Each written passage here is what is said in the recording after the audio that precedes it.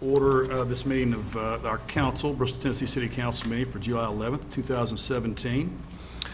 First item on tonight's agenda is the administering of oath of office.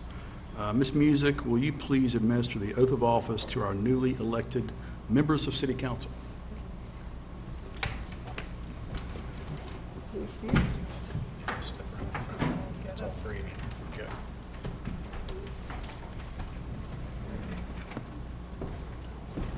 Do this all at one time?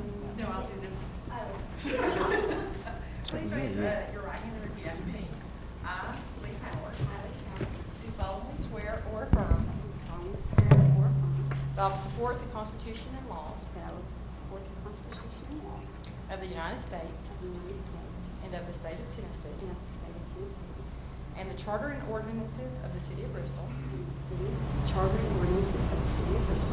and I will faithfully discharge the duties of the office of city council to the best of my ability. So help me God. Congratulations. Thank you.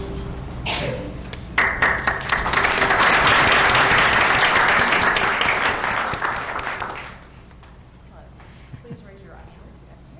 I, Chad King, I, Chad King, do solemnly swear or affirm do solemnly swear or affirm that I will support the Constitution and laws that I will support the Constitution and laws of the United States of the United States and of the state of Tennessee, and of the state of Tennessee, and the charter and ordinances of the city of Bristol, and the charter and ordinances of the city of Bristol. and I will faithfully discharge the duties I will faithfully discharge the duties of the office of city council of the office of city council to the best of my ability. to the best of my ability. So help me God. So help me God. Congratulations.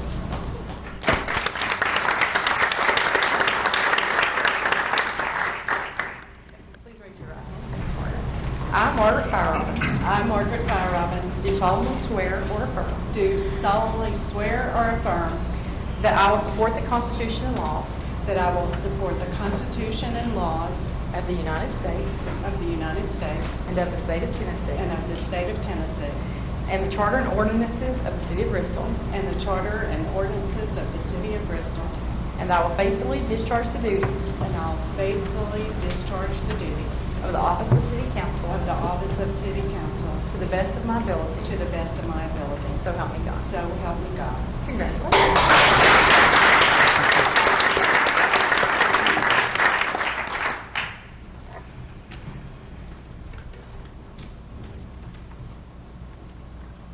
Okay, Tara, would you please give us the roll call? Okay, Mayor King, Here. Councilwoman Howard, Here. Vice Mayor Young, Here. Councilwoman Reading, Here. Councilwoman Fire. Here. I'd like to welcome everyone and thank you for attending tonight's meeting. Your interest in city government is much appreciated. There are a number of opportunities to speak on the matters of city business this evening. A sheet explaining those opportunities has been made available to you when entering the meeting room. As we go forward with tonight's agenda, I will note each time when public comment is welcome. In addition, a sign-up sheet has been provided as you enter the City Council chambers for those individuals desiring to address City Council during the appearance of citizens section of our agenda. Now I'd like to ask Jack Young to lead us in our invocation as well as following in our Pledge of Allegiance. You'll stand with me. Heavenly Father, we thank you for the opportunity to come and celebrate our freedom here recently. We thank you for your son, and we thank you for the opportunity to serve. We thank you for the people who have gathered here to watch the civic responsibilities be carried out. We thank you for the free elections that we had here recently and the recent swearing in of these new terms for our council members. We pray your wisdom on the decisions before us tonight, and I pray that, Lord, you would help us as we go forward to help Bristol be as safe and the best that it can be. We pray these things now in Jesus' name. Amen. Amen. I pledge allegiance to the flag of the United States of America and to the republic for which it stands, one nation, under God, indivisible, with liberty and justice for all.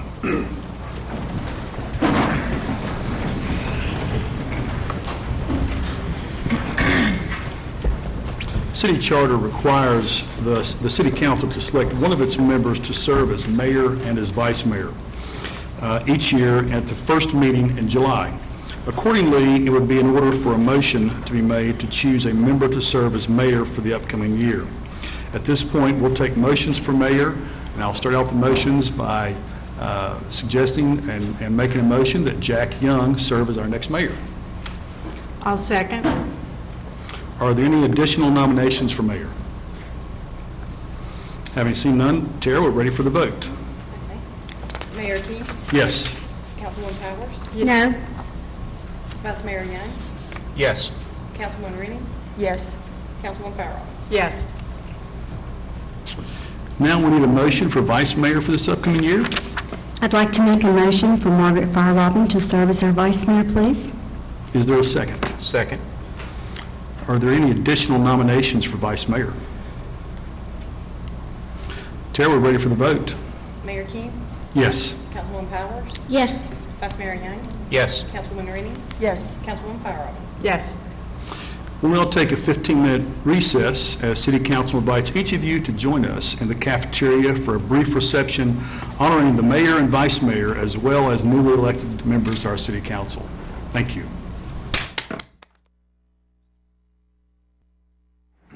All right, we will now come back into session. And first off, Mr. Soar, do you have any items to be added to the agenda? No, Mayor, the agenda is complete. All right, that brings us to proclamations and recognitions. We have 3 recognitions on our agenda tonight. Recognition for the Tennessee Municipal League. First, we would like to congratulate the efforts of Mary Lee Williams, Director of Administration, and her staff for their recent award from the Tennessee Municipal League for excellence in human resources. The award presented at the League's annual conference recognized the city's effort to reduce health care costs through wellness programs and the development of a city clinic, implementation of a cost-neutral enhanced retirement benefit program and for public safety employees, and the development for a merit-based compensation program. I would like to ask Ms. Williams to come forward at this time for recognition.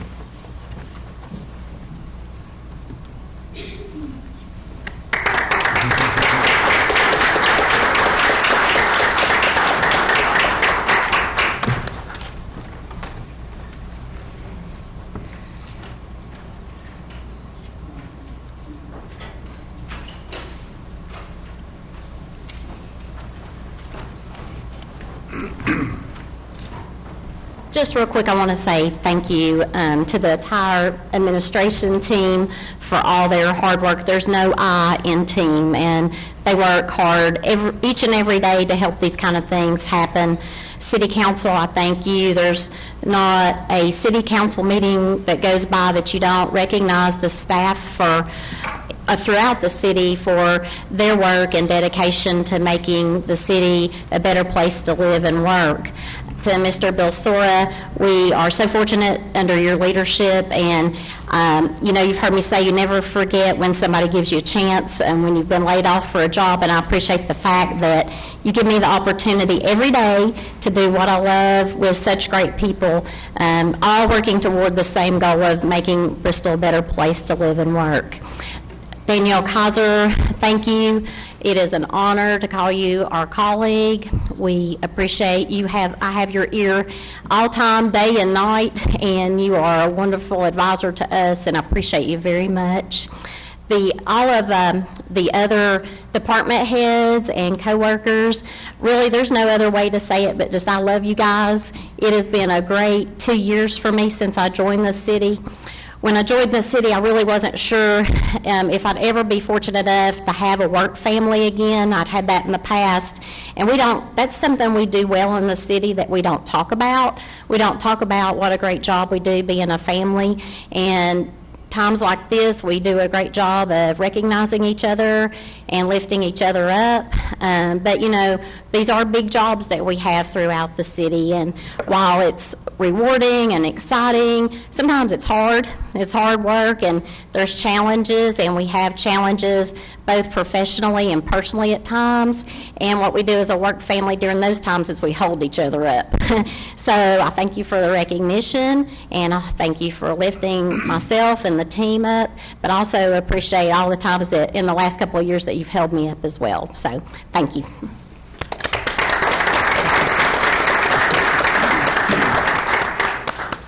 I would just like to add something to that. The award really comes out of a big problem that we had several years ago. When the recession hit and we had to take a look at our budget, were we going to raise taxes? Are we going to redo our budget to align with the shrinking income that we were getting as a city? The one area that was just glaring was health care. And whereas health care used to be a very small percentage of our budget, maybe 7-8%, over time it had ballooned to, I don't remember the exact, but it was the high teens. So health care had become an enormous part of our budget. And if the private industry can't handle that, then the government shouldn't be providing the Cadillac of insurance to employees either, in my personal view. And Ms. Williams was new to our city, and so she was presented with this huge task of redoing our health care. And not only did she do it cost effectively, but she also kept a lot of the benefits so that we didn't lose really a lot of our benefits, but we were able to reduce our budget greatly because of what she did, and that's really what was behind the project. So it was really a big deal, and thank you for the job that you did, especially being new. We really appreciate that. Indeed. Thank you. Next is recognition from the United States Tennis Association, an award for the Ida Stone Jones tennis courts. And next, we'd first like to recognize Parks and Rec Director Terry Napier, Dr. Gary Lilly, Nell Beeger, and Rogers McCall for their efforts in the development of the Ida S. Jones Tennis Facility. We've just received notification from the U.S. Tennis Association of their selection of the Ida Stone Jones Community Tennis Center as one of 12 award winners in the 36th Annual USTA Facility Awards Program. This program recognizes newly constructed facilities across the nation which demonstrates excellence in design and promote continued development of the sport of tennis. This award will be formally presented at the USTA Annual Conference in October.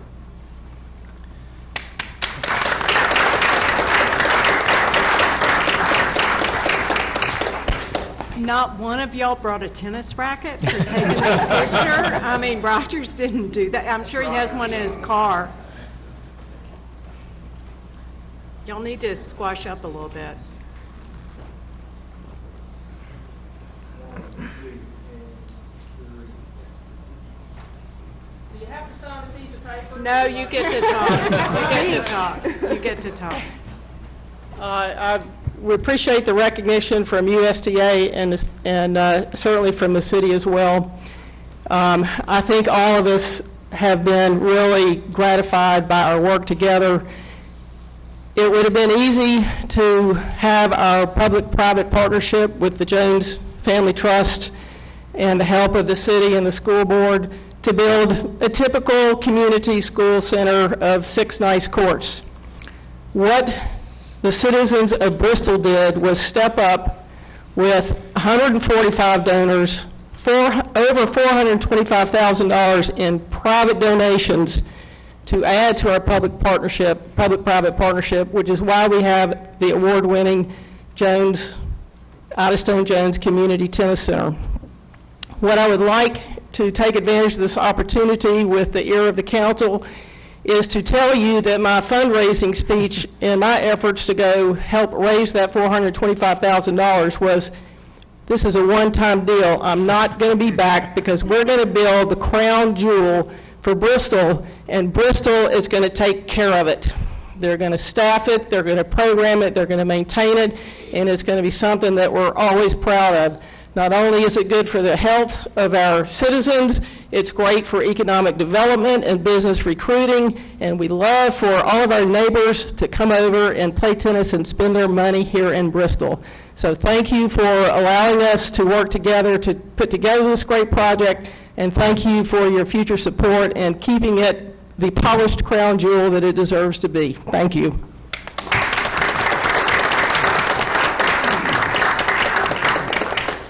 Spoken like a true ambassador. Lawyer says everything. You don't need another lawyer. I just wanted to say thank you to you all for your support. And particularly this fellow right here for really doing everything in the way of all the legwork. If it weren't for Gary Lilly, I don't know if he'd be here. We appreciate what you do. Thank you, Mr. McCollum.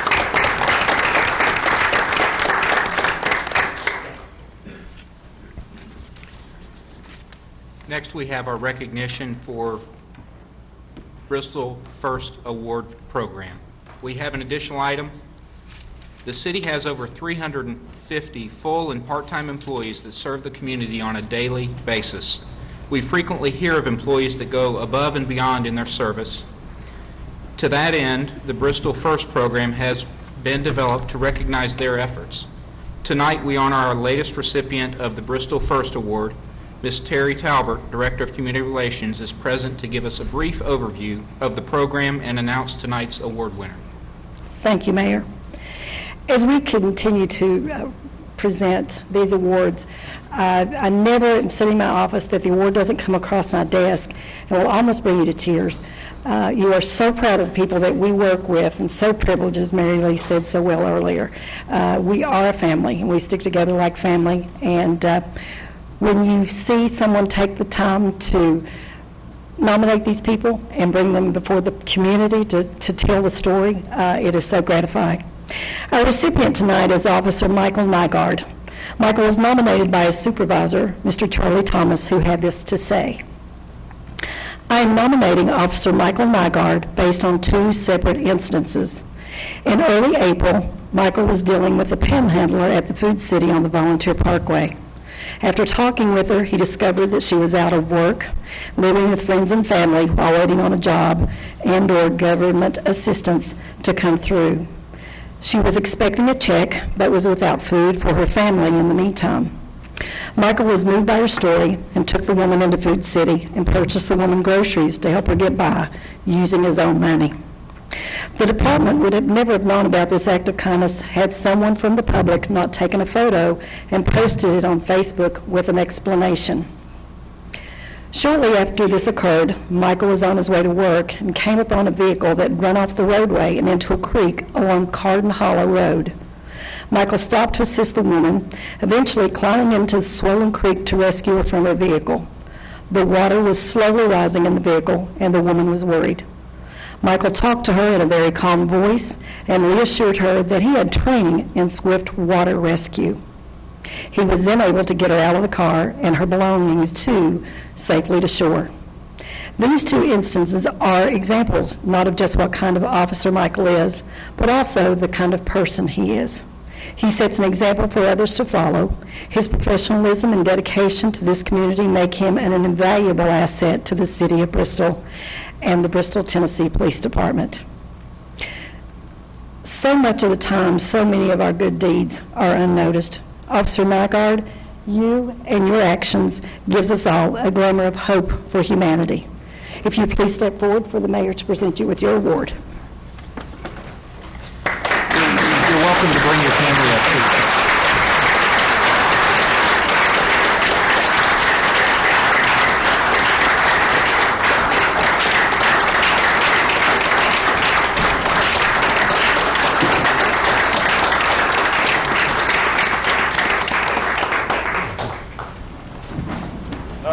Thank you, ladies and gentlemen. I'm not much for microphones. I'm not from here. I've only lived here for about 2 years, maybe, something like that. I came here with my wife and 2 children, one of which is in Florida with my mom and dad, where I come from. So I got out of the military and I came to this great place, and I'm alone. I don't have a family here. All I have is my brothers and sisters in uniform and the community. And I have been welcomed with open arms. You guys have a really, really wonderful place here, and it's such a pleasure to work for this community. And I honestly hope that I have many years to come with the department. Chief, please. But once again, I just wanted to thank you for this. This is very nice, and remember that cops do stuff like this all the time. It happens all the time. So I'm happy to accept this award, and I really appreciate it. Thank you very much.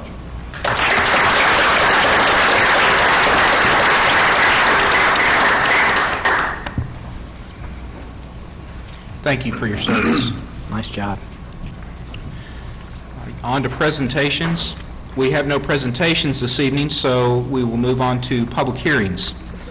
We have one public hearing on tonight's agenda.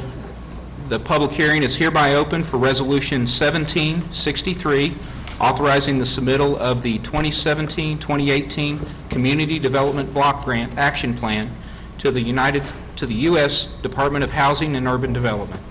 Ms. Christina Blevins, Community Development Specialist, is with us this evening to present the plan.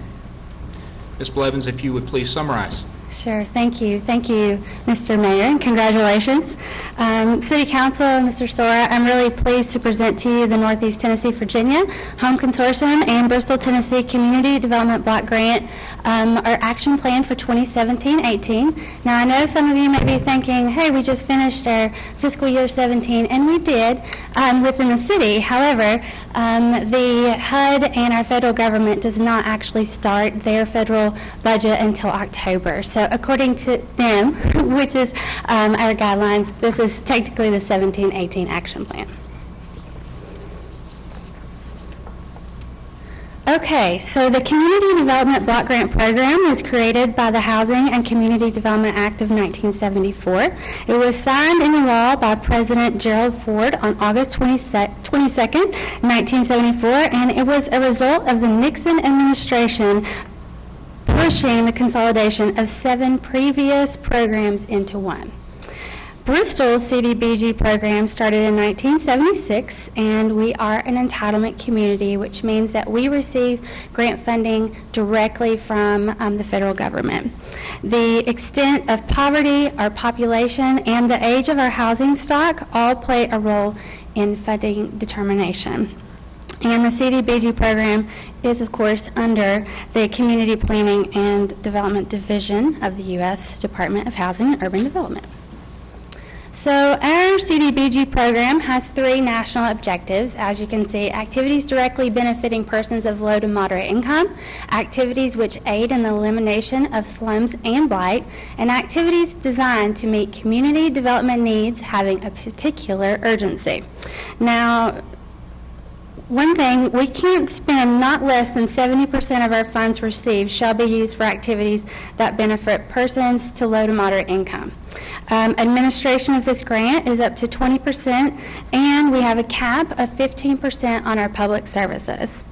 The next thing I really want to show you is our HUD income guidelines. And these are our household limits. These are the people that we help within our office. As you can see, the median household limit in Sullivan County is $54,500. I'm sorry, that's small, but $54,500. Our program primarily works with people in the very to extremely low income categories. So depending on their income verification, and of course the number of persons in the family will tell you where they are categorized in our limits. Okay, so Bristol, Tennessee CDBG grant allocation. I told you we started in 1976, and our first allotment was for $450,000. This year, our 2017-18 published allocation for Bristol, Tennessee is $187,271. So it's quite a bit difference from when we started the program. However, from 1976 to today, Bristol, Tennessee will have received over $12 million in community development block grant funding. Our proposal for activities for 17-18 projects include rehab reconstruction of $62,416.80.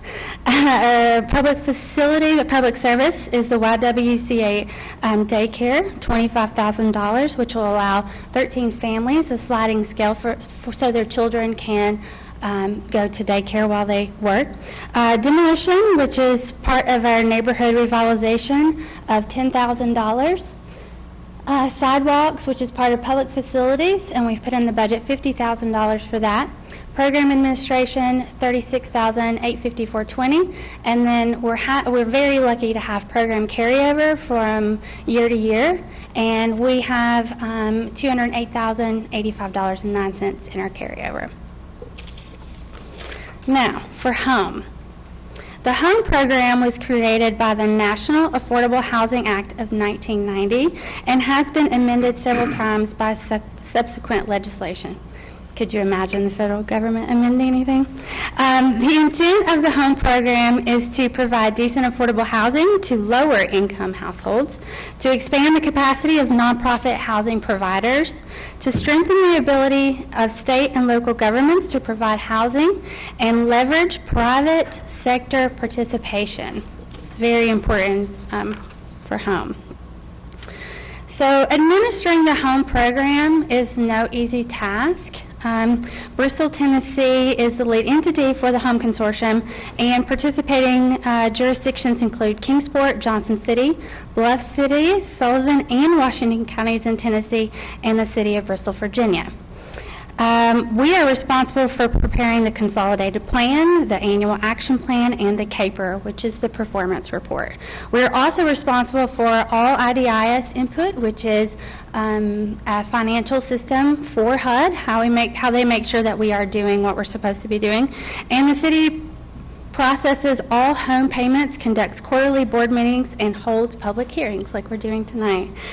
Bristol, Tennessee is ultimately responsible to our HUD field office for administering the home program. But I will tell you that we contract out with First Tennessee Development District. As such, they're responsible for administering all projects undertaken by the consortium. So our partnership has them helping us with home ownership, rehab reconstructions, rental rehabs, and CHODO, which is Community Housing Development Organization.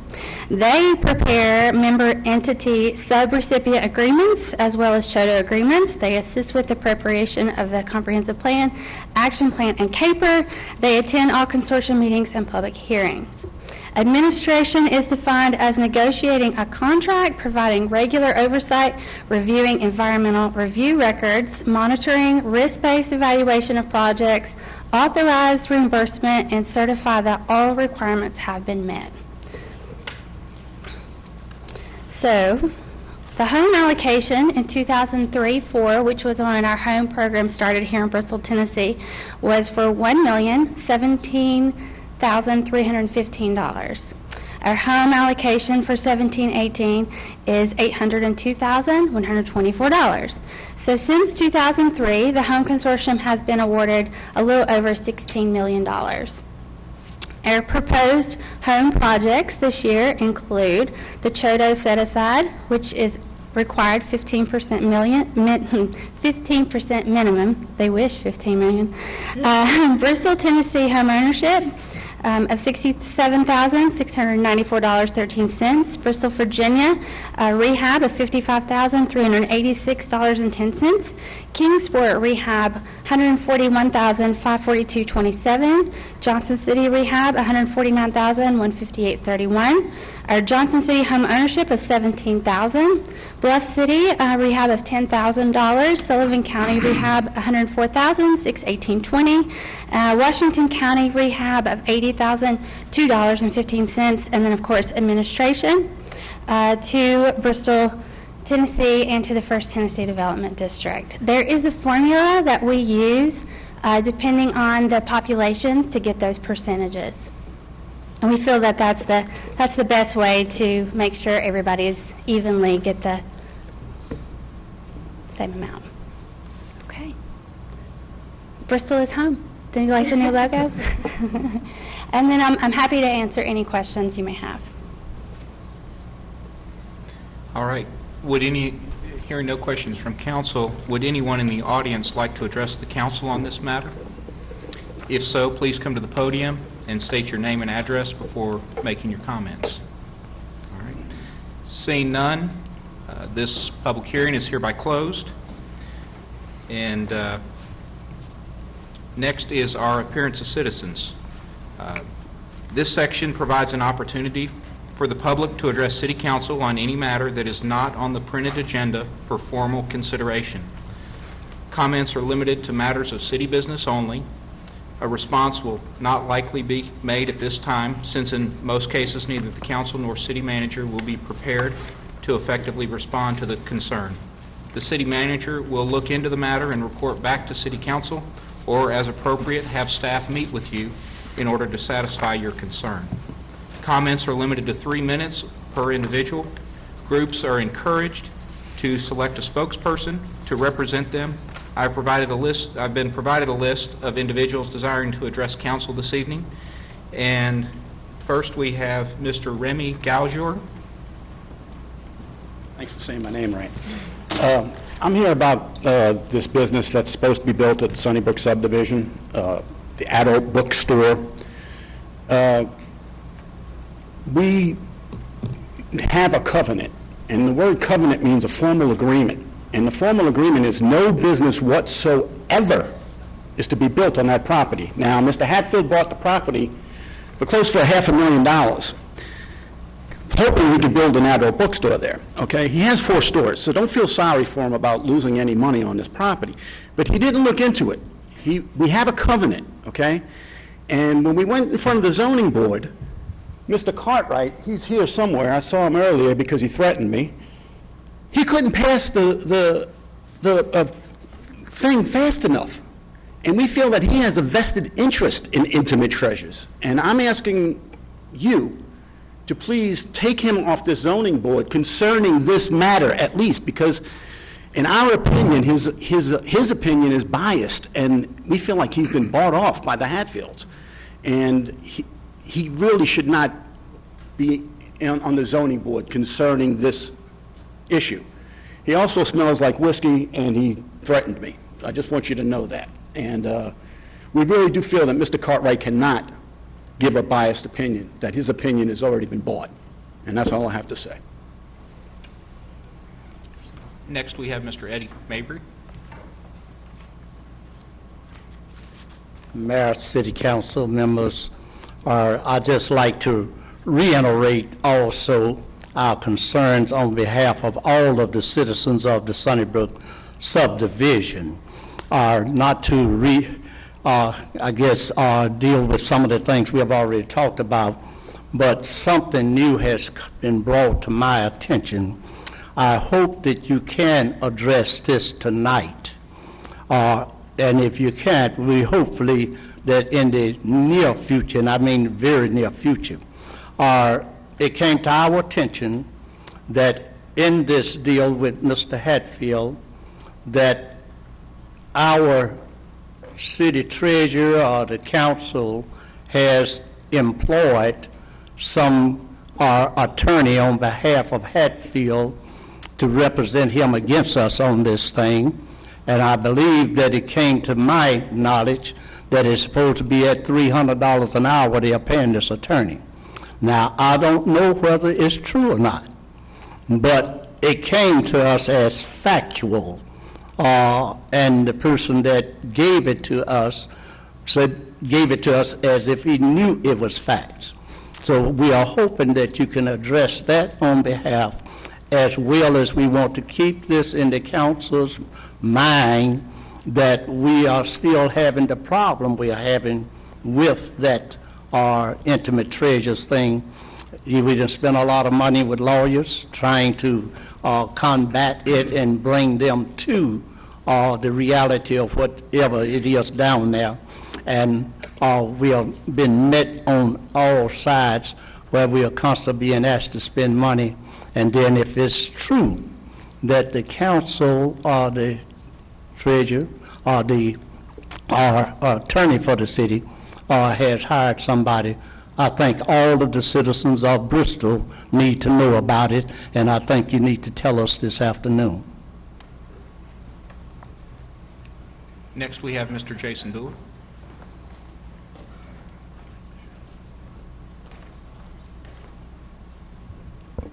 Mr. Mayor, members of council, it is a pleasure and an honor to serve as your administrator of elections. It's a privilege that I do not take for granted. It is our mission to exceed expectations while conducting honest, accurate, and fair elections. I want to congratulate Vice Mayor Feierabend, Councilman Powers, Councilman Keene for your election in the May 16, 2017 Bristol City election. As you know, the cities are responsible for the cost of municipal elections. And all too often, it seems like, especially elections these days, and just about anything to do with public service and government, there's a lot of bad news associated with it. Well, I'm here to tell you some good news. We conducted the May 16, 2017 election for the city of Bristol at the lowest cost in over 8 years to you. Over a 7.5% reduction.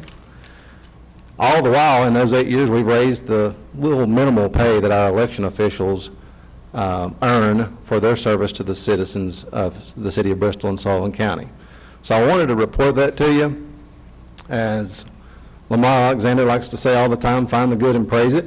I'm here to praise the good, and I'm here to thank each one of you all for your commitment to service. Not only you, but those candidates that stood for election that didn't win, and not only those people, but the people who helped each one of you and them in their campaigns, the voters of the city of Bristol who participated in the election, our election officials.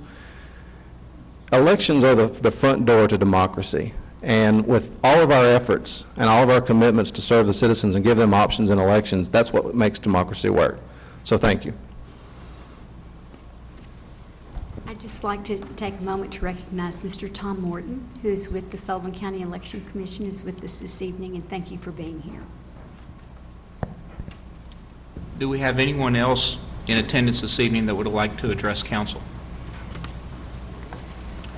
Seeing none, this evening we have appointments made to 8 boards or commissions. First is the Better Property Board. The appointment will serve a 3-year term ending June 30th, 2020. The candidates are Todd Dolante, Pamela Offield, and Jason Walden.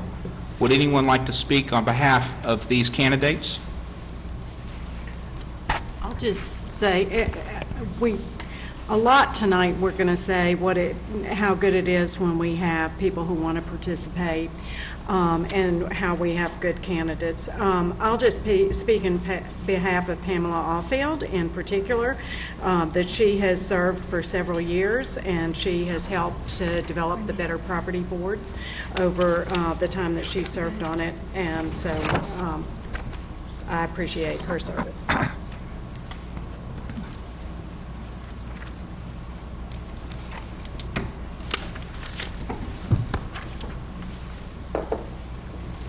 Okay.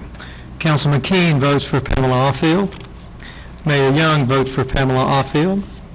Councilwoman Running votes for Pamela Offield. Councilwoman Feierabend votes for Pamela Offield. And Councilwoman Powers votes for Pamela Offield. All right.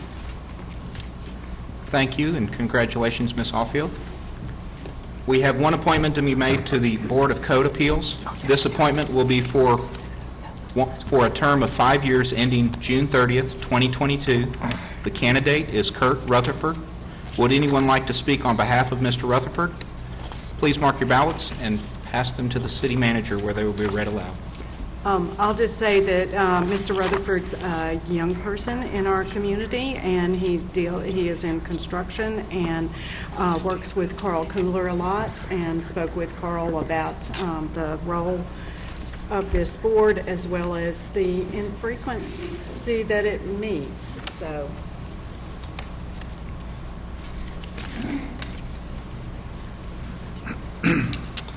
Councilman Keene votes for Kurt Rutherford. Councilwoman Powers votes for Kurt Rutherford. Councilwoman Running votes for Kurt Rutherford. Vice Mayor Feierabend votes for Kurt Rutherford. And Mayor Young votes for Kurt Rutherford. Congratulations, Mr. Rutherford. Next, we have one appointment to be made to the Board of Zoning Appeals. The appointment will serve the balance of an unexpired term ending June 30th, 2018. The candidates are Jack Hyder and Joel Staton. Would anyone like to speak on behalf of the candidates? We can speak on behalf of both of them, and it's a hard decision. So both Jack Hyder and Joel Staton would do a great job. Okay. Councilman Keene votes for Jack Hyder. Mayor Young votes for Jack Hyder. Councilwoman Running votes for Jack Hyder. Vice Mayor Feierabend votes for Joel Staton. And Councilwoman Powers votes for Jack Hyder.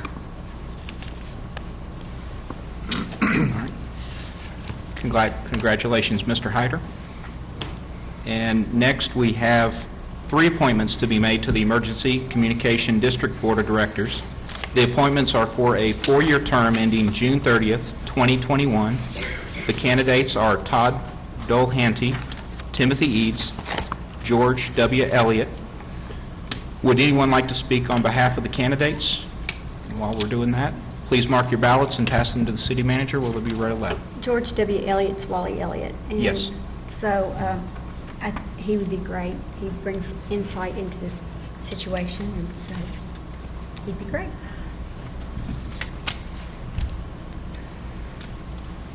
Okay. Councilman Keene votes for Todd Dolehanty, Timothy Eads, and George W. Elliott. Councilwoman Powers votes for Todd Dolehanty, Timothy Eads, and George W. Elliott. Mayor Young votes for Todd Dolehanty, Timothy Eads, and George W. Elliott. Councilwoman Running votes for Todd Dolehanty, Timothy Eads, and George W. Elliott.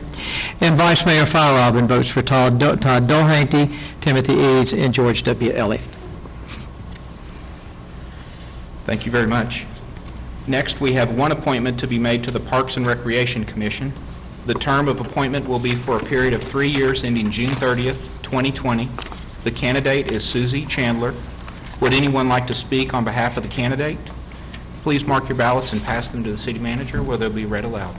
I've known Susie for many years, and she is absolutely passionate about anything Parks and Recreation, so I think she'll be a great asset.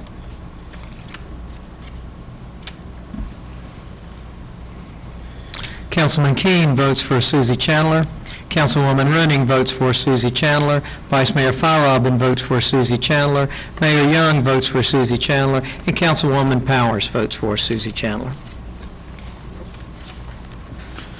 All right. Congratulations, Ms. Chandler.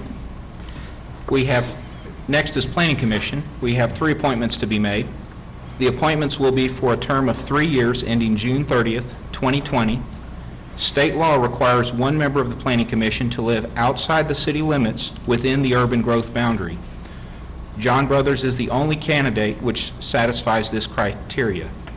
If Mr. Brothers is not appointed to the commission, council should only fill 2 of the 3 vacant positions on the commission, and a solicitation of non-resident candidate would need to resume. The candidates to fill the remaining 2 vacancies are Mark Byington, Scott Gaynor, and Joel Staton. Would anyone like to speak on behalf of the candidates? Please mark your ballots and pass them to the city manager where they'll be read aloud.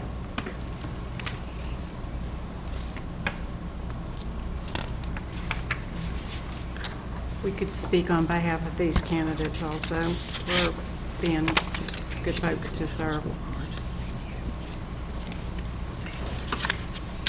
I appreciate several folks who have agreed to apply again in some of those who have had continued service. Many of these are volunteer positions, and they take time, but it's great when the passions overlap with some of these board opportunities. Okay. Councilman Keene votes for John Brothers, Mark Byington, and Scott Gaynor. Councilwoman Feierabend votes for John Brothers, Scott Gaynor, and Joel Staton. Councilwoman Running votes for John Brothers, Mark Byington, and Joel Staton. Vice Mayor Fierobin votes for John Brothers, Mark Byington, and Joel Staton. And Mayor Young votes for John Brothers, Mark Byington, and Joel Staton. Okay, you need to tally those again? Okay. Okay, there you go. All right, John Brothers has the prerequisite 3 votes. Then Mark Byington has Vice Mayor Fierobin, has Mayor Young, has Councilwoman Renning, and Councilman Keene. So there are 4 votes for Mark Byington. And then Scott Gaynor has votes from Councilwoman Powers and Councilman Keene. And Joel Staton has votes from Vice Mayor Fierobin, Mayor Young, Councilwoman Renning, and Councilwoman Powers. Would you like to summarize? I'm sorry? Would you like to summarize? We're doing that. John Brothers will be appointed as the non-resident, receiving the prerequisite 5 votes. Joel Staton had 4 votes. Joel Staton has received 4 votes, and Mark Byington has received 4 votes. Yes, Mark Byington has received 4 votes. Yes, yeah. So we have 5 votes for Mr. Brothers as the non-resident appointment. Mark Byington and Joel Staton both received 4 votes each. And so they will be the other 2 members appointed to the Planning Commission. All right. Thank you very much, and congratulations. We have 2 appointments to be made this evening to the Power Board. We have 1 4-year term of the office ending June 30th, 2021, and 1 unexpired term for the office ending June 30th, 2020. The candidate with the highest number of votes will receive the 4-year term of office. The candidate having the next highest number of votes will receive the appointment of the unexpired term. In the event of a tie, the term of office would be determined by draw. The candidates are David Aker III, Larry Clark, and Kathy Mullins. Would anyone like to speak on behalf of the candidates? What a great slate. I mean, 3 strong candidates. Larry Clark has served this past year as chairman, and I will be supporting Larry Clark. And David Eckert III has been very active with a lot of our nonprofits, and he recognizes the needs of our nonprofit community in relation to their utility services. And Kathy Mullins is a great person, but I will not be voting for Kathy at this time. I'll cast my votes for Larry and David Eckert. I'll speak for Kathy, that she is a commercial realtor and also active member in our community. She also is active with some of our nonprofits as well, and has had an interest in being more involved, and brings some skills from other service. And she's previous planning commissioner and chair of the planning commission in the past, as well as some other boards. Okay, ready? Councilman Keene votes for David Aker and Larry Clark. Councilwoman Powers votes for Larry Clark and David Aker. Mayor Young votes for Larry Clark and Kathy Mullins. Councilwoman Running votes for David Aker and Larry Clark. Councilwoman Fierobin votes for Larry Clark and Kathy Mullins. So the largest vote getter, I think, was Larry Clark with 5 votes, and then David Aker received 3 votes, and will have will fill the unexpired term. Congratulations to both of you. We have 1 appointment to be made this evening to the Tree Board. The term of the appointment is for a period of 4 years, ending June 30th, 2021. The candidate is Jean Lasardi. Would anyone like to speak on behalf of the candidate? Please mark your ballots and pass them to the city manager. I can speak on behalf of Jean, who's been involved, who takes it seriously and passionately, and also as a master gardener. And she is very willing to serve, but I can't see her face quite to the degrees, but talked with her earlier. Okay, Councilman Keene votes for Jean Lasardi. Councilwoman Powers votes for Jean Lasardi. Councilwoman Running votes for Jean Lasardi. Vice Mayor Fierobin votes for Jean Lasardi. And Mayor Young votes for Jean Lasardi. Congratulations. I also want to say thank you. We've got a number of applicants for these boards who have attended tonight, and want to say thank you for coming out, and thank you also for the information that was shared as we deliberated. Next, we have no ordinances for consideration this evening, so we will move on to resolutions. Under the category of resolutions for council this evening, we have Resolution 1762, confirming the appointment of a student member to the Parks and Recreation Commission. Mr. Sora, would you please summarize? Yes, Mayor, as is our custom this time every year, a student member of Tennessee High School is appointed to the Parks and Recreation Commission. Parks and Recreation Commission has 2 members, and one of those is reserved for a student member. This appointment, however, is made by the Tennessee High School staff. Dr. Mary Rouse, the Tennessee High School principal, I guess outgoing principal now, has recommended Miss Jenny Center to serve in this capacity during her junior year. The appointment of Ms. Center will be through the period of May 30th, 2018. So Resolution 1762 does formalize that, and that would require your vote. Does any member of council have questions for staff? Is there a motion to take action on this item? Motion. Second. In unison. All right. Would any member of council like to discuss Resolution 1762? Would anyone in the audience like to address council on this matter? All right. I believe Wait, we've got a hand back there. Oh, thank you. I speak pretty loud. It's for the record.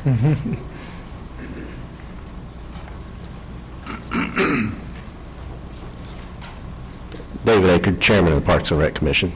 I'd just like to say it's a pleasure having the students on the commission and everything. They do bring some good ideas and a different perspective from it, and I know at one point we even mentioned maybe adding 2 students or something. So, I think that'd be a good idea too. I personally know Jenny and didn't know she was being nominated, and so that's exciting. Glad to see it. Thank you very much. I would just question, what's the process if should the Parks and Rec Board recommend to us that a second? I mean, ideally, some of the times with youth, you have them in different years, and they so one's finishing and a new one's coming in, so that there's an experienced and a new one at the same time. So it helps to get more youth involvement and gives them a buddy if the adults are too much for them, and also a senior member to help explain what's going on. Okay. Ultimately, that's City Council's decision. I think it'd be very appropriate to gather input from the Parks and Recreation Commission. Are y'all interested? Set up a rotation, I think would be valid. Let's see if we can bring that up into one of our work sessions to make sure we have a consensus on how to proceed. Great. All right. Any other discussion or questions? All right. I believe we're ready for the vote. Tara, please call the roll. Okay, Councilman King? Yes. Councilwoman Powers? Yes. Mayor Young? Yes. Councilwoman Rennie? Yes. Vice Mayor Fierobin? Yes. All right. The next item on our agenda is the consideration of Resolution 1763, adopting a Community Development Block Grant Action Plan. Ms. Blevins summarized this issue during public hearing earlier this evening. Does any member of council have questions for staff? All right.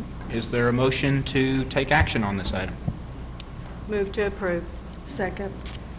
All right. Would any member of council like to discuss Resolution 1763?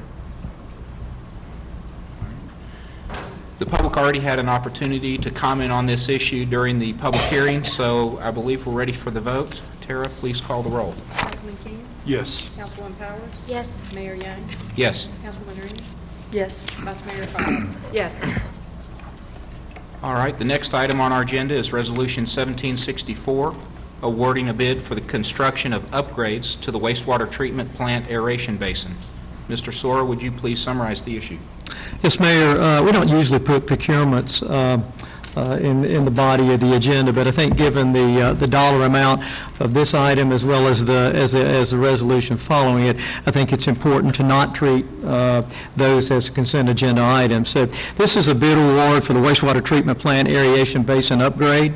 Bids were received on June 8th with 5 contractors responding. The low bid was submitted by RTD Construction of Zephyr Hills, Florida. And it's fairly typical for construction companies like this to specialize in water or wastewater type construction projects. It's not unusual to see a firm bid a project like this from quite some distance. The bids were reviewed by our project design engineer, CDM Smith, out of Knoxville, Tennessee, and they have deemed RTD Construction to be the lowest responsive and responsible bidder and have recommended approval accordingly. The low bid amount is $2,546,836. There is an alternate number 2 proposal of an additional $25,000 to repaint the walls and the piping in the aeration basin blower room. We feel like that is a value that needs to proceed, which would bring the total project cost to $2,571,836. As council's aware, we've discussed this project before. This equipment was original issue, and it has long outlived its useful service life. There will be energy efficiencies gained by implementing this project. Funding is available in a joint sewer system fund. There will be no borrowing with this.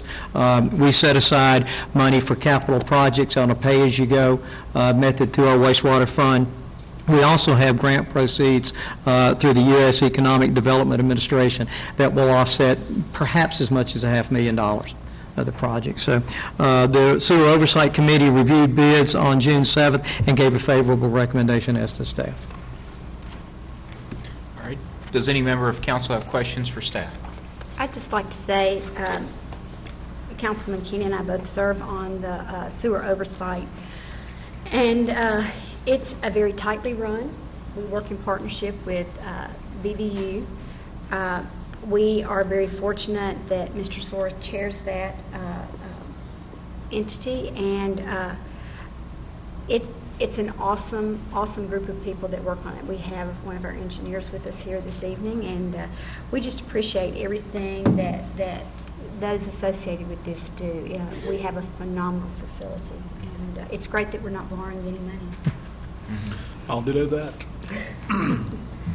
All right. Is there a motion to take action on this item? Motion. Second. All right. Would any member of council like to comment or further discuss Resolution 1764? All right. Would any member of the audience like to address council on this matter? All right. I believe we're ready for the vote. Tara, please call the roll. Councilman King? Yes. Councilwoman Powers? Yes. Mayor Young? Yes. Councilwoman Rennie? Yes. And Vice Mayor Fryerrabbit? Yes. All right. Next item on the agenda is Resolution 1765, awarding an operations and maintenance contract for the Bristol Regional Wastewater Treatment Plant. Mr. Soar, would you please summarize the issue for the public? Yes, Mayor, this is the second large, what I would consider a large dollar item or a large ticket item for your consideration this evening. Resolution 1765 authorizes the city as well as BVU to enter into a contract with Severn Trent Environmental Services of Houston, Texas. This is an operation and maintenance contract. Severn Trent has just completed their second 5-year contract with the city. Their proposal does include an increase based on a cost of living adjustment or a CPI index for the southeast region, as well as an adjustment associated with increased BOD loadings at the plant that is within the scope of our former contract with them. The total amount for the wastewater plant operations as well as our industrial monitoring program is $1,935,155. And this amount will increase annually based on the CPI index for the southeast region on the remaining final 4 years of the contract. This cost is shared with BVU Authority, but it's shared based on flow contributed to the plant. Currently, we represent 52% of the flow. BVU represents 48%. And out of that, you might say this plant, it's a regional plant in nature, so our portion of the flow includes flow from Bluff City. It also includes flow from Blumpville and other areas of the unincorporated area of Sylvan County that is sewered.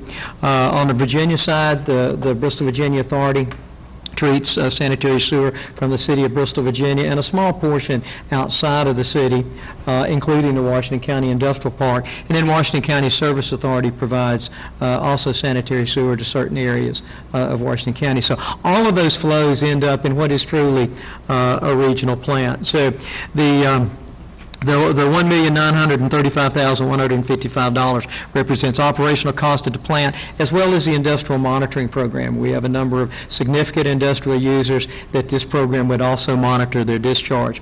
In addition, Severn Trent Environmental Services provides solely to the city of Bristol, Tennessee, lift station maintenance, and that is in the amount of $198,000. All three of these elements are subject to the same CPI index adjustment on an annual basis.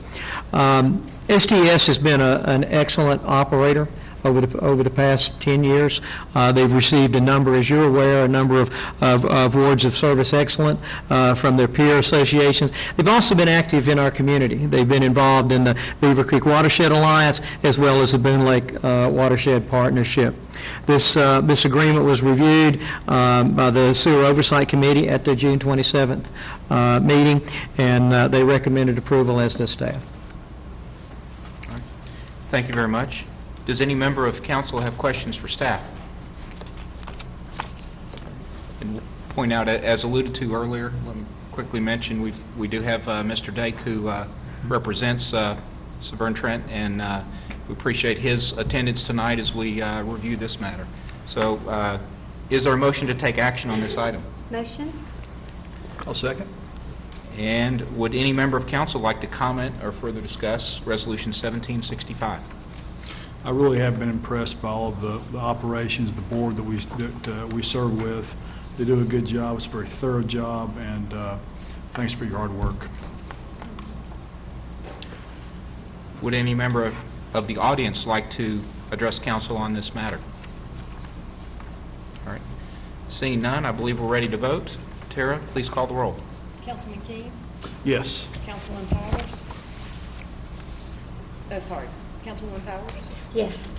Mayor Young? Yes. Councilman Rennie? Yes. And Vice Mayor Fowler? Yes. All right. Next item on our agenda is Resolution 1786, authorizing the Blue Stocking Club to host an event at Steel Creek Park Nature Center. Mr. Sora, would you please summarize the issue? Yes, Resolution 1786 formalizes a work session discussion that we had on June 27th.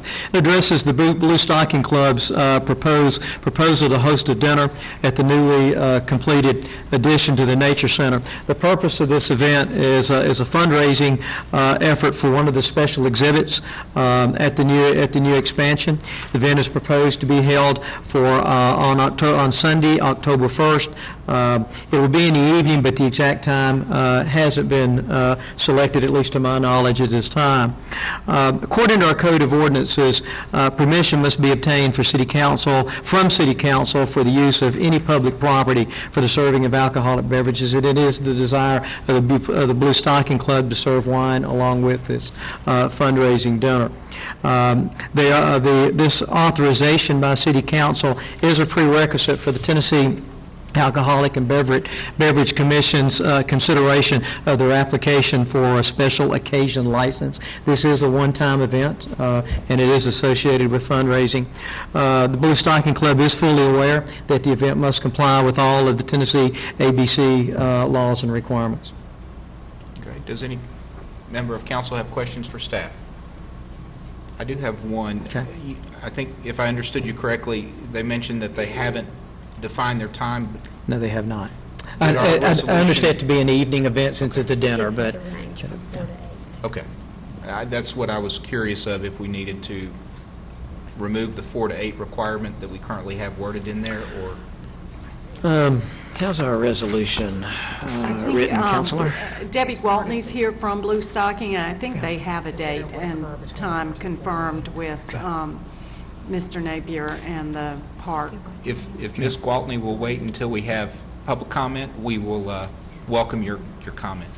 Our resolution does indicate between 4 and 8, sometime between 4 and 8. All right. Is there a motion to take action on this issue? Move to second. All right. Would any member of council like to comment or further discuss Resolution 1786? All right. Hearing none, would any member of the audience like to address council on this matter? We have confirmed the time to be from 4 to 6, and I just want to tell the council that Bristol is beautiful. The club was absolutely blown away by Jeremy Stout's presentation about the new nature center. We're very excited to do everything we can possibly. Thank you, Ms. Gwaltney. Just to repeat, for those who weren't able to hear her, she confirmed that the scheduled event is within the current resolution of 4 to 8, and she also complimented Mr. Stout on his outstanding presentation and the great facilities that are being procured out there. So thank you very much. All right. Would any other members of the audience like to address council on this matter? Seeing none, I believe we're ready for the vote. Tara, please call the roll. Councilman King? Yes. Councilwoman Powers? Yes. Mayor Young? Yes. Councilwoman Rennie? Yes. And Vice Mayor Fryerall? Yes. All right. This brings us to the consent agenda. Mr. Sora, would you please read the items on tonight's consent agenda? We'll take The short version. Right. This is a rather lengthy read this evening. Item A, the minutes of the June 6, 2017 City Council meeting.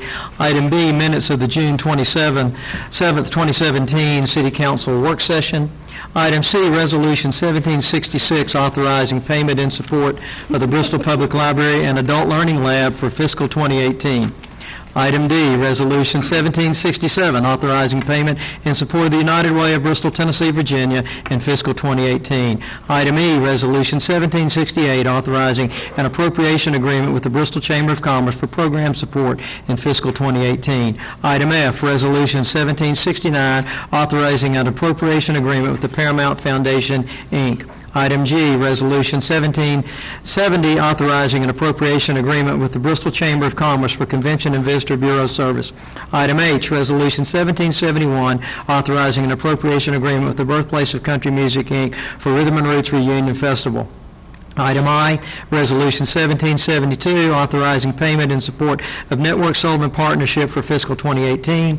Item J, Resolution 1773, authorizing approval of the Tri-Cities Regional Airport Foreign Trade Zone number 2018 financial contribution. Item K, Resolution 1774, approving an agreement with Believe in Bristol, Inc. for funding support. Item L, Resolution 1775, authorizing payment in support of the Bristol, Tennessee City Schools for fiscal 2018. Item M, Resolution 1776, authorizing a payment in support of the Industrial Development Board of the City of Bristol, Tennessee. Item N, Resolution 1777, awarding a bid for the purchase of delivered limestone and sand. Item O, Resolution 1778, awarding a bid for the purchase of limestone and sand on a picked-up basis. Item P, Resolution 1779, awarding a bid for the purchase of in-place asphalt. Item Q, Resolution 1780, awarding bids for the purchase of water and sewer supplies. Item R, Resolution 1781, awarding bids for the purchase of bulk traffic control materials. Hold on. You got ahead of yourself just a little bit. I'm sorry. Okay. P, Q, R is the resolution awarding bids for the purchase of water and sewer supplies. Q is water and sewer supplies. Okay. R is Resolution 1781, awarding bids for purchase of bulk traffic control materials. Well, that's not what we have. Uh-oh. but it's okay. Okay. I just wanted to be sure I had. Okay. I'll read my cheat sheet and we'll go from there. Okay. Item S, Resolution 1782, approving an amendment to the Deferred Compensation Plan Number 2. And item T, Resolution 1783, approving an extension of a letter of intent for the sale of real property located at 200 State Street. And item U, Resolution 1784, authorizing the purchase of software support for the financial software system. And then item 1785, a resolution adopting the City of Bristol, Tennessee's pay and classification plan. I'll take it. Okay. All right. Very good. Would any member of council like any item removed from the agenda, from the consent agenda? All right. Do I have a motion to approve the items included in the consent agenda? Motion to approve. Second. All right. Tara, please call the roll. Councilman King? Yes. Councilwoman Powers? Yes. Mayor Young? Yes. Councilwoman Renning? Yes. Vice Mayor Carl? Yes. All right. That was a mouthful. Thank you, Mr. Sora.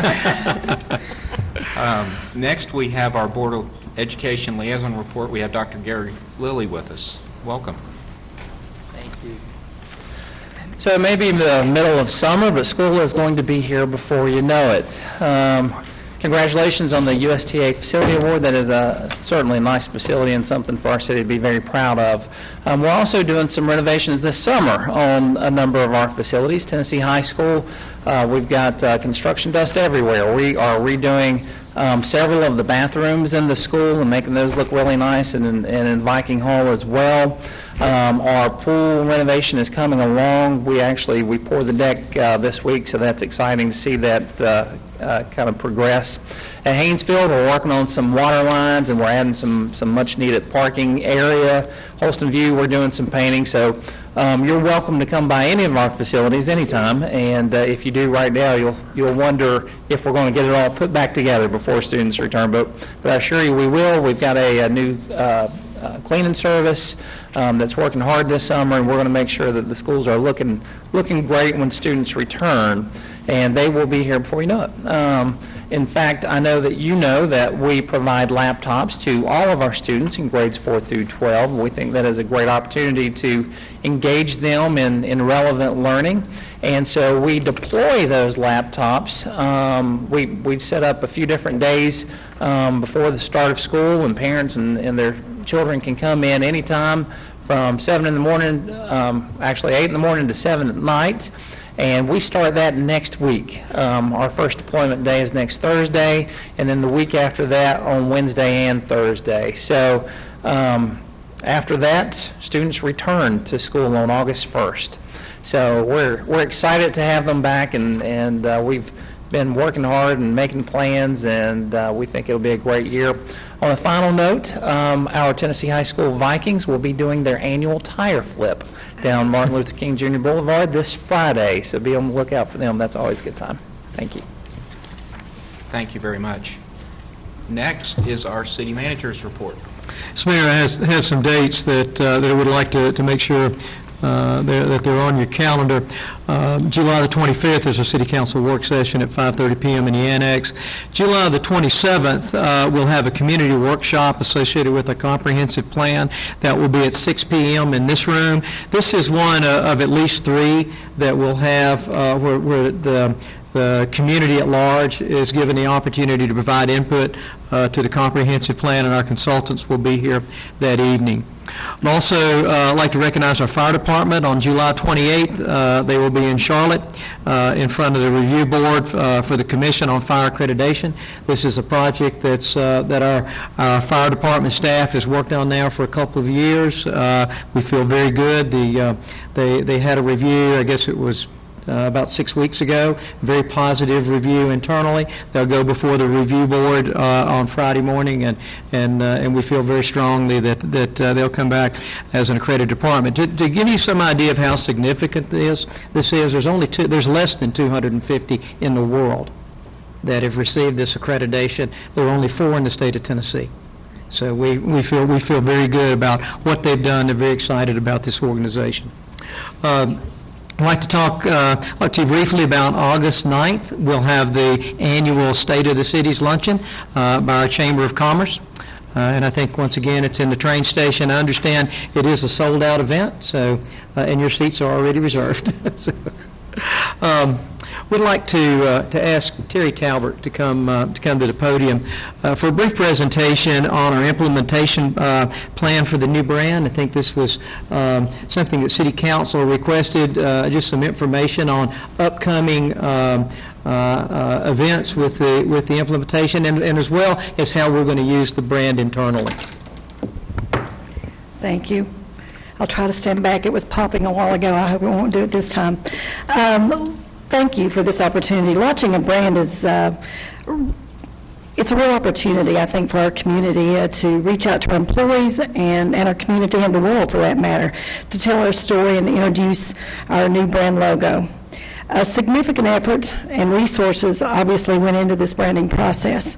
And I need to thank our brand team, Tom Anderson from Economic Development, our Economic Development Director, and April Eads, of course, from Bristol, Tennessee Essential Services, along with our entire staff and community relations, including Brennan Dye, Brittany Fleener, Brittany Helton, Jama Helbert, John Luttrell, and Angie Rutherford.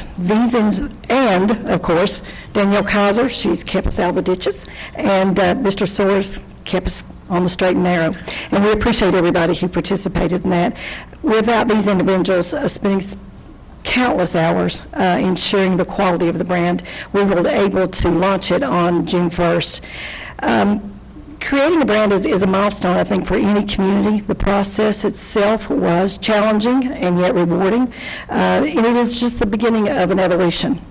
Our city's name and logo will live on countless platforms. However, based on research, I have found that it's unrealistic to try to flip the switch on the brand simultaneously across every platform. It is reasonable to roll out the branding within a reasonable time frame and to avoid confusing target audience by using multiple versions of our logo, especially in our marketplace.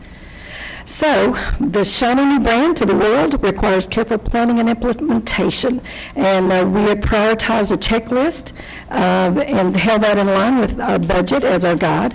And a community can implement this look in a manageable way, and we feel like we're doing that manageable and responsibly, while still making a splash.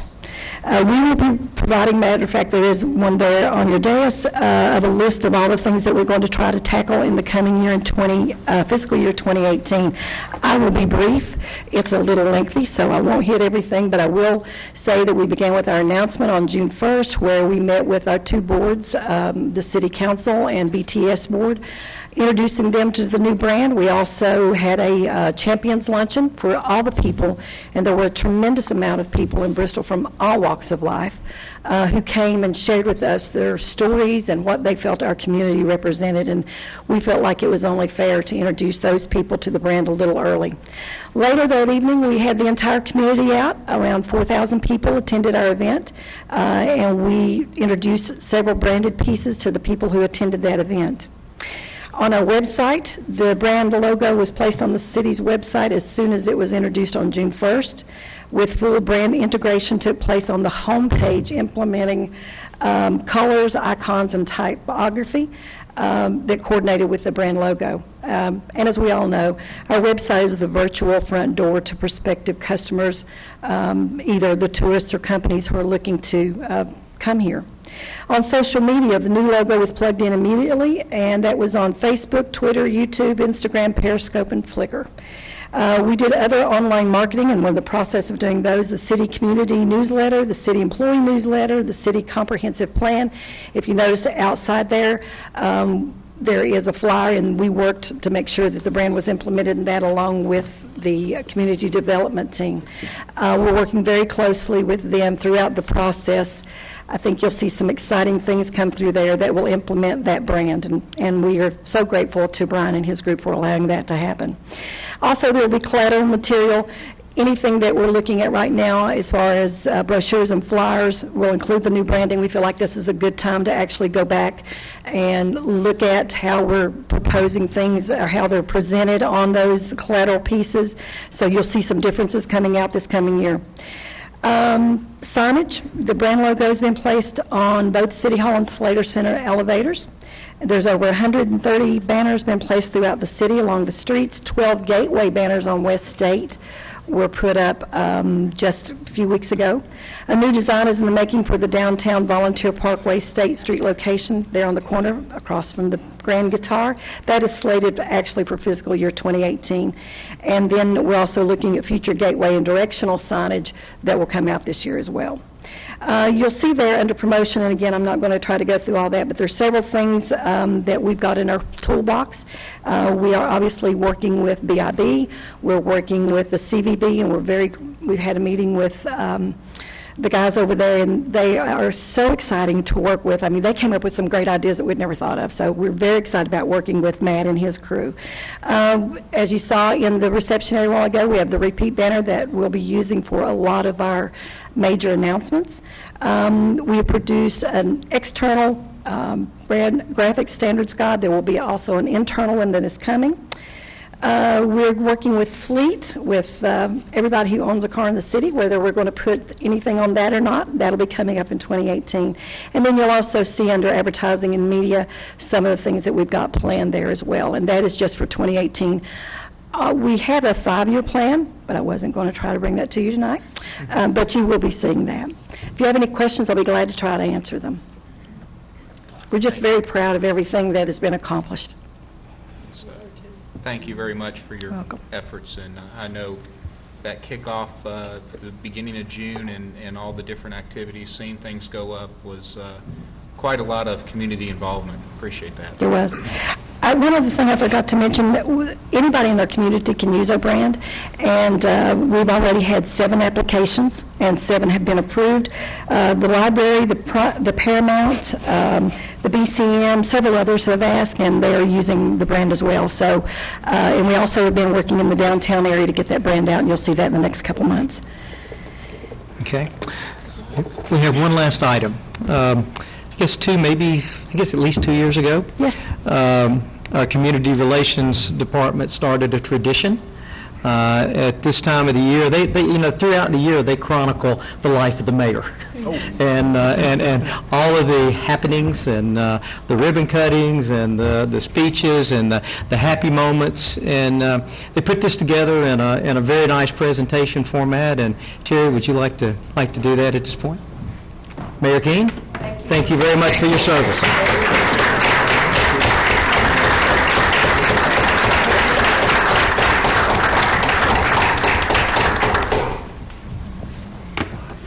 Thank you for your service. Thank you.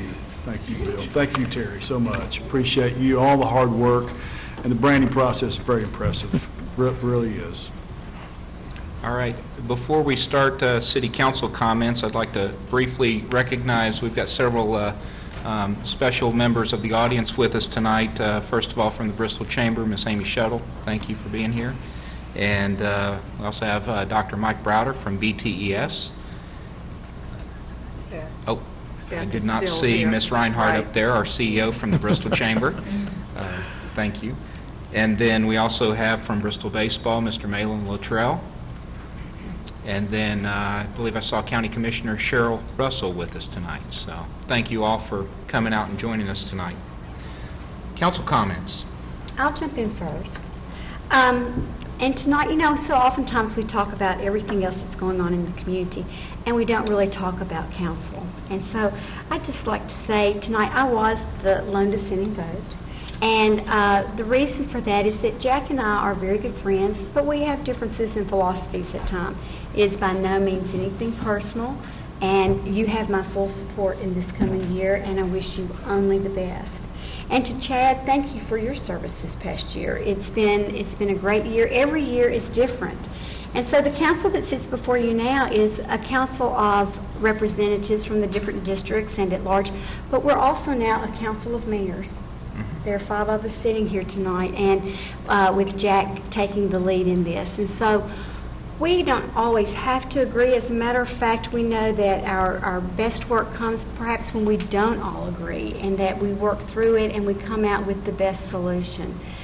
I think this council has most oftentimes been a council that could disagree without being disagreeable, and I think that's something of an accomplishment. We have a great council. It's a very diverse council. We come from many different backgrounds.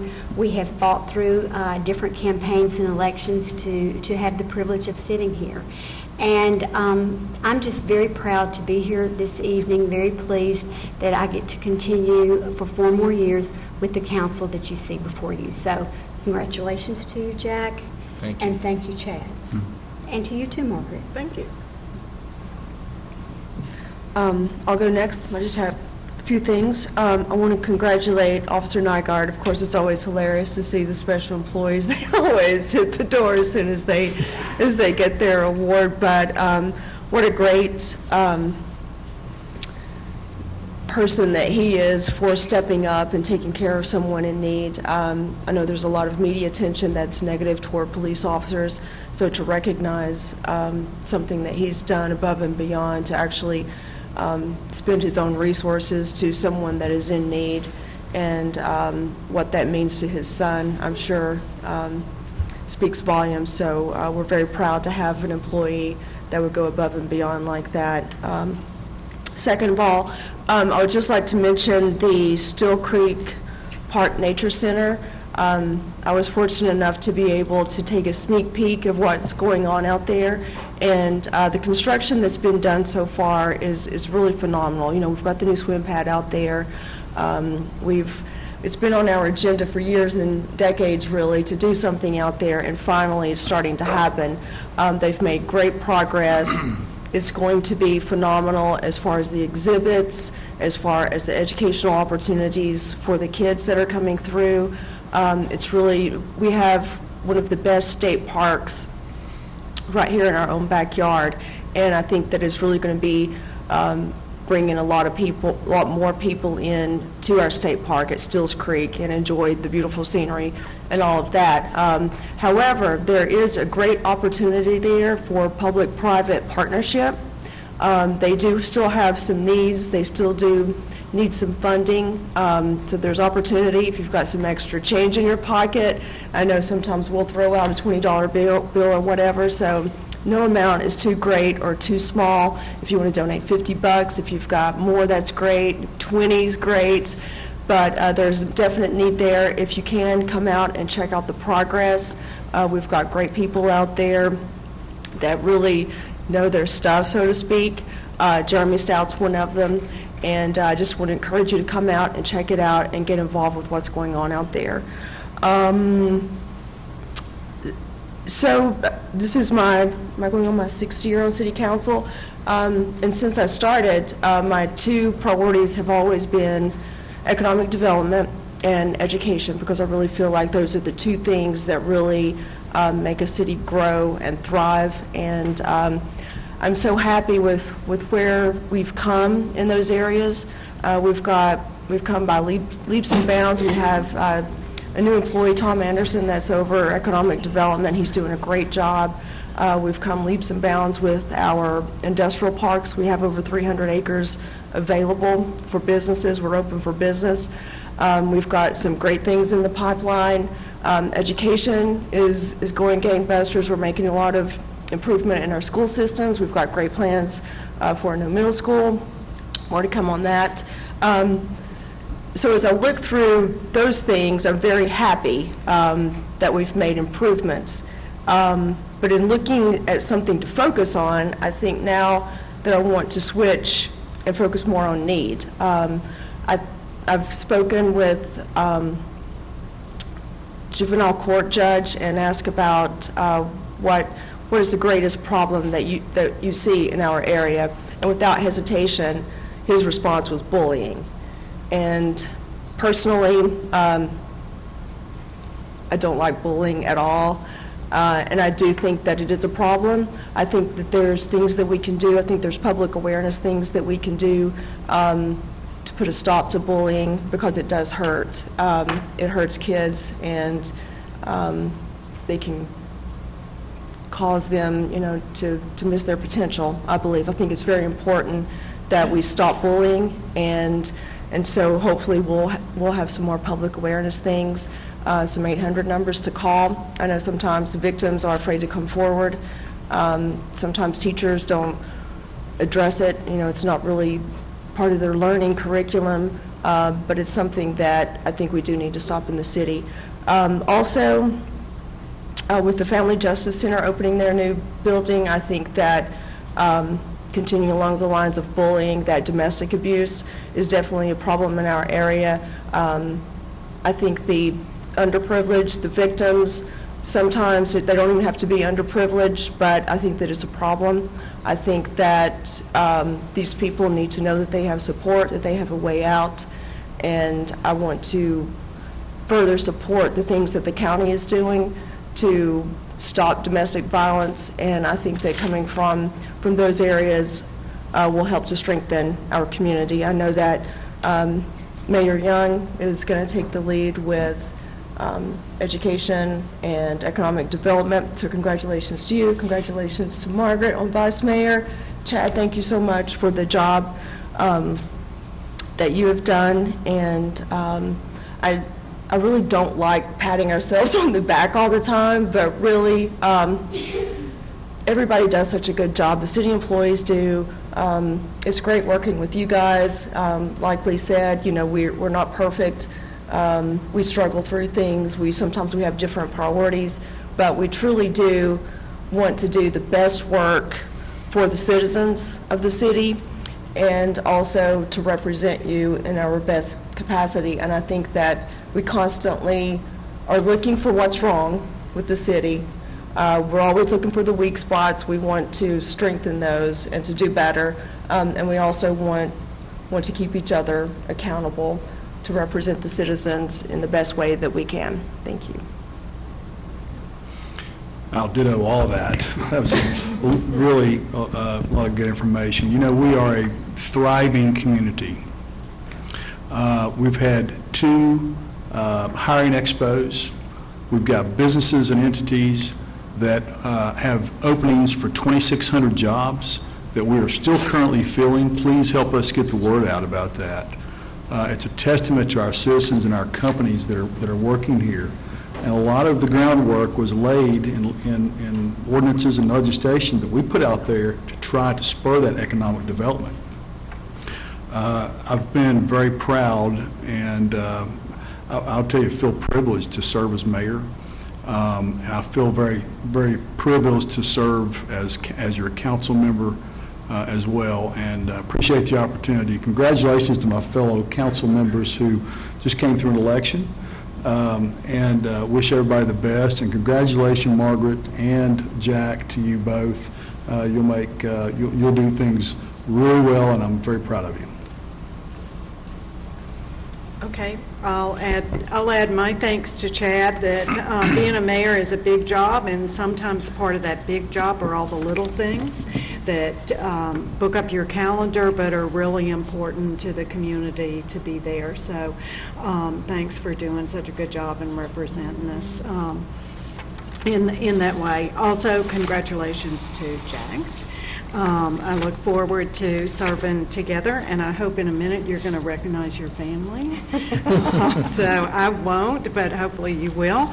And I want to thank everyone on council for having confidence in me for being vice mayor. I really appreciate that greatly. I also want to thank again everybody who worked really hard on my campaign, and thank all the voters who supported me, and all the voters who I serve, as well as the ones who didn't necessarily support me as first choice in the last election. Also wanted to, I don't have to say anything about the Nature Center. You did it. You sold it. So anyway, I'll just say that my husband's not here tonight supporting me because he's at a Nature Center meeting with some other people. And at another time, he probably would have been here instead of there, but they have a lot going on. And I'm looking at Lee because Rush Powers is a new board member, and really excited to have him on board for the Nature Center nonprofit organization. So Anyway, and it is exciting, and we are very fortunate for the staff we have there, including Jeremy Stout, who every time he speaks, people are very, very complimentary. And of course, the kids love him, and he interacts really, really well. So make him feel good, and Terry, so sponsor some more stuff. So.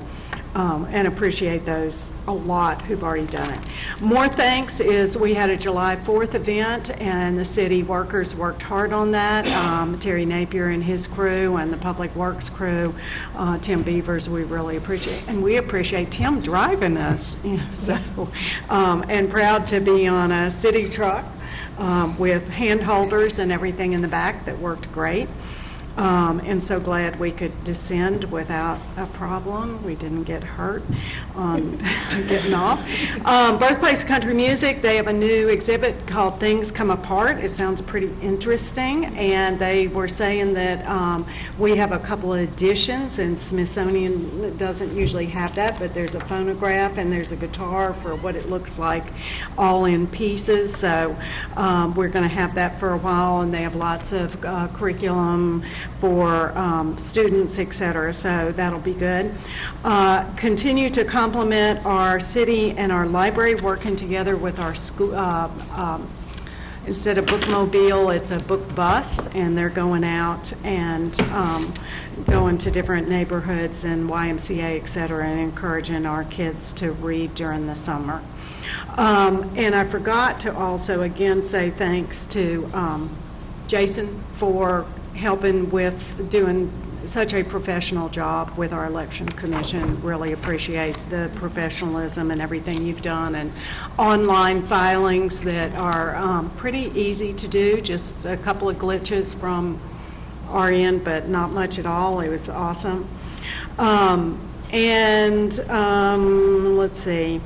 The other thing was just to announce that there's a poverty simulation, which is a program where you go through assigned a role and are in poverty, and it's a cognitive, but it's more emotional, and it's on August 10th, and United Way is working with their board members, et cetera, but they have plenty of room for other people, so I would encourage our city council to participate and city staff, and United Way can be contacted with registering for that event.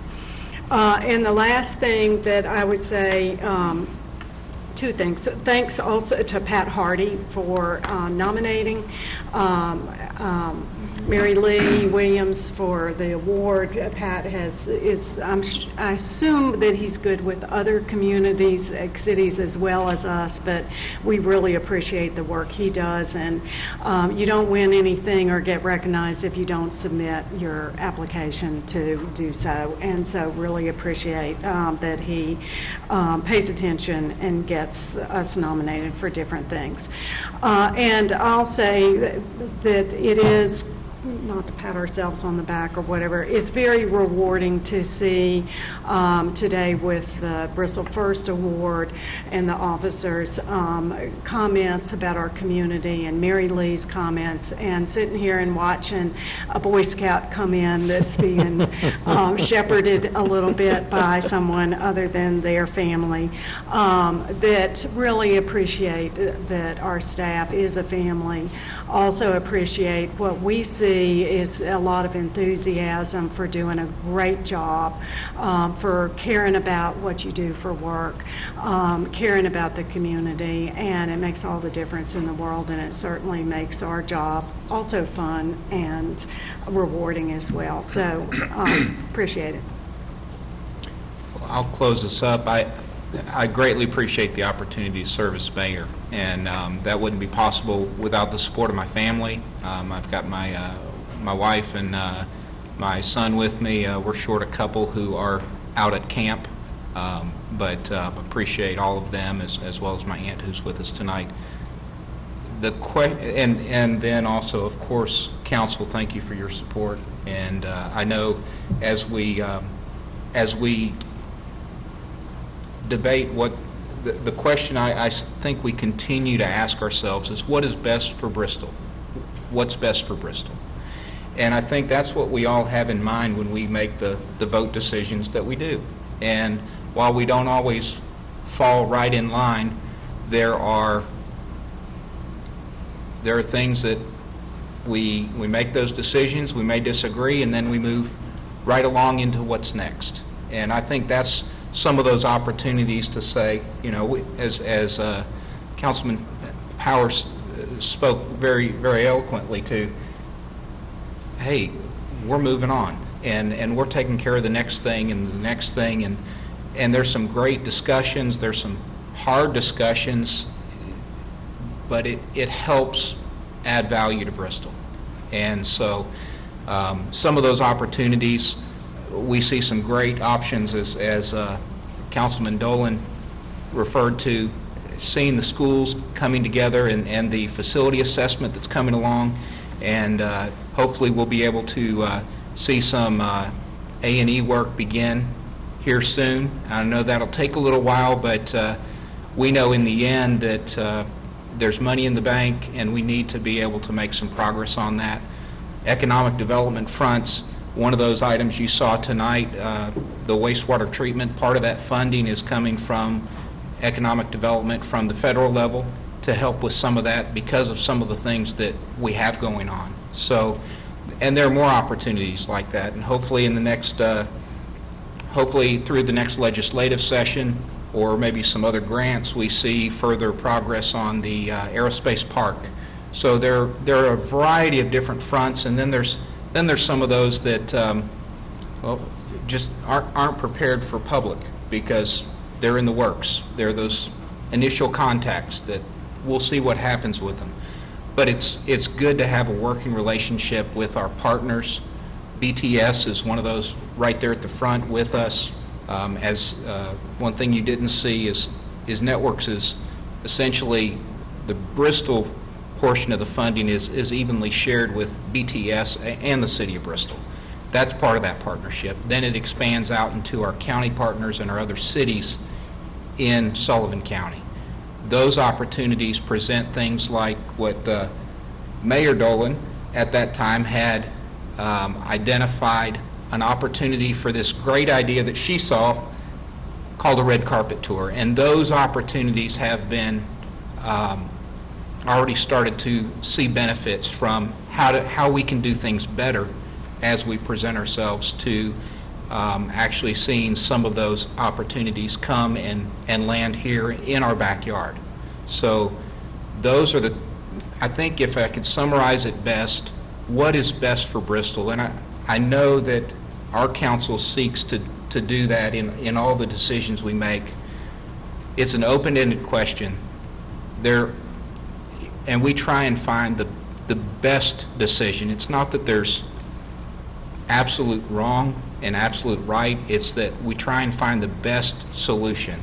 So I will leave you with what is best for Bristol. With that, we will adjourn.